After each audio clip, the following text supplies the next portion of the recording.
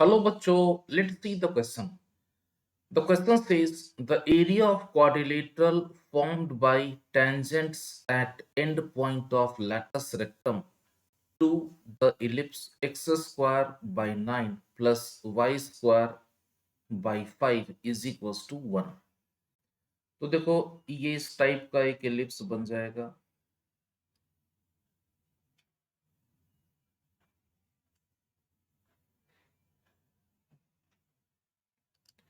और देखो ये एलिप्स के दो लैटस रेक्टम हो जाएंगे, एक ये हो जाएगा और एक ये हो जाएगा। और लैटस रेक्टम के एंड पॉइंट पे जो टेंजेंट है उससे जो क्वाड्रिलेटरल बन रहा है उसका आपको एरिया फाइंड करना है। तो यहाँ पे जो टेंजेंट आएगा इस एंड पॉइंट पे ऐसा टेंजेंट आ जाएगा, इस पॉइंट पे ऐसा टेंजेंट आ जाएगा, सिमिलरली इस पॉइंट पे इस टाइप का टेंजेंट आएगा और इस पॉइंट पे जो टेंजेंट आएगा ये इस टाइप का टेंजेंट आ जाएगा।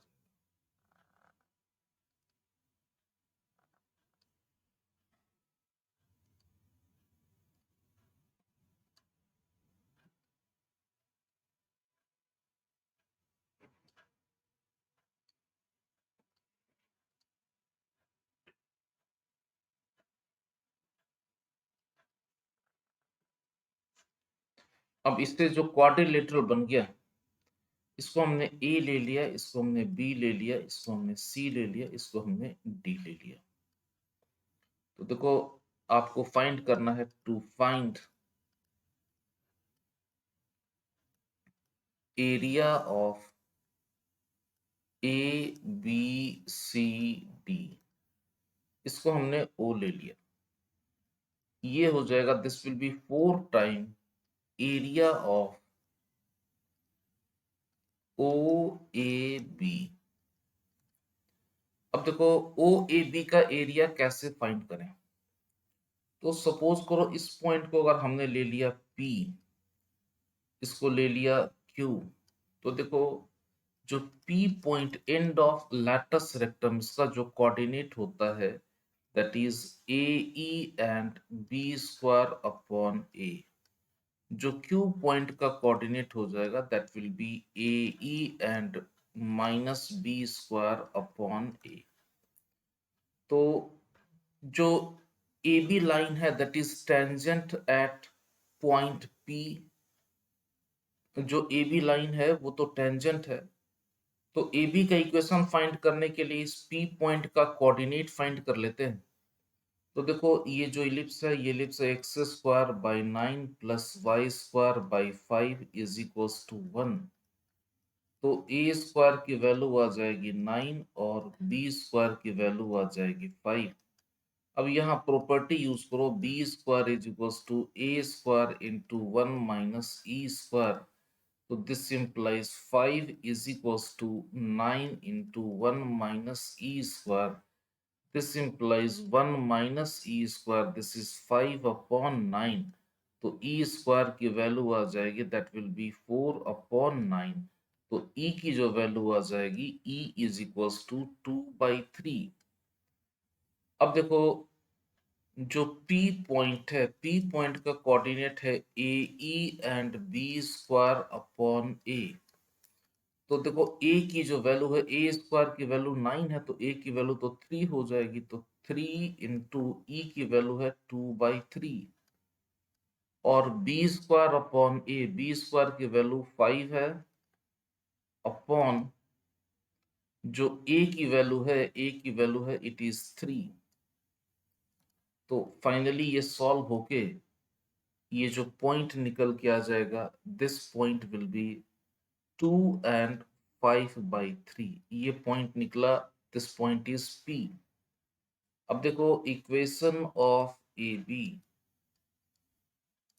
तो ए बी का इक्वेशन हो जाएगा, ए बी तो टेंजेंट है, टेंजेंट का इक्वेशन हो जाएगा x(x1/9 plus y(y1/5) is equals to 1।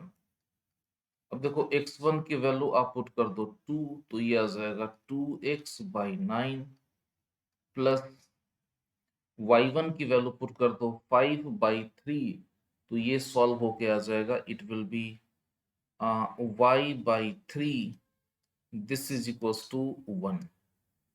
अब देखो ए पॉइंट को फाइंड करने के लिए फॉर ए के लिए आप पुट कर दो put y is equals to 0, तो जो ए का कोऑर्डिनेट आ जाएगा इट विल बी 9/2 एंड 0।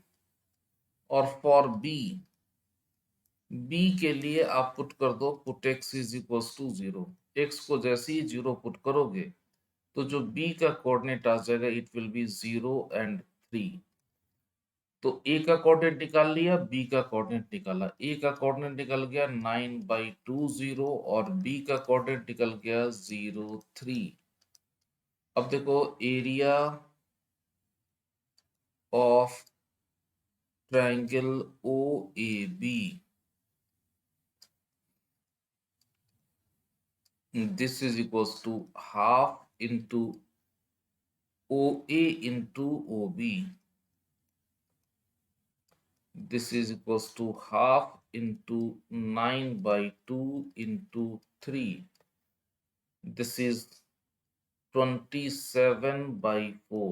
ये तो आ जाएगा area of O A B. अब रिक्वायर्ड एरिया